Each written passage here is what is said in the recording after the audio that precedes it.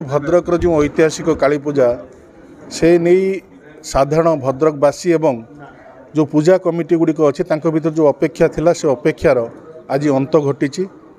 ये काली पूजा को जिते काली पूजा आसे प्रशासन पक्षर प्रतिवर्ष किसी ना कि अंकुश लग जाए। तेणु आज बैठक में माननीय मंत्री उपस्थित निष्पत्ति है यह व्यवस्थित ढंग से पालन करने गोटे जो दिन रही केते दिन 9 दिन हम कि 10 दिन प्रतिवर्ष ये दिन को नहीं प्रशासन एवं पूजा कमिटी मध्य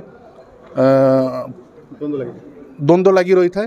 से द्वंद्वर समाधान घटिला। आज सर्वसहमति क्रमे बैठक में अनेक पूजा कमिटर सभापति संपादक मैंने उपस्थित जिला प्रशासन आरक्षी अध्यक्ष जिलापाल माननीय मंत्री उपस्थित आज निष्पत्ति है यह प्रतिवर्ष एक रिजोल्यूशन माध्यम 9 दिन पालन करा जहाद्वारा पूजा कमिटी और व्यवसायी जो मैंने आसुच्च बाहर मन जो द्वंद्व रोला केते दिन सी द्वंद्वर समाप्ति घटिला।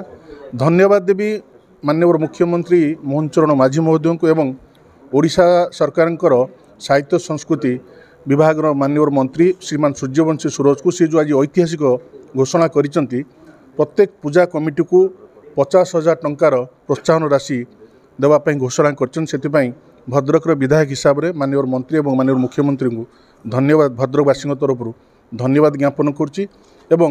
आपण मान माध्यम एक अनुरोध समस्त भद्रकवासी को ये पूजा जेपरी आगु को आउरी विश्व आदृत हम से आम समस्ते एकत्रित हो ये पूजा को सफल रूपायन दवा।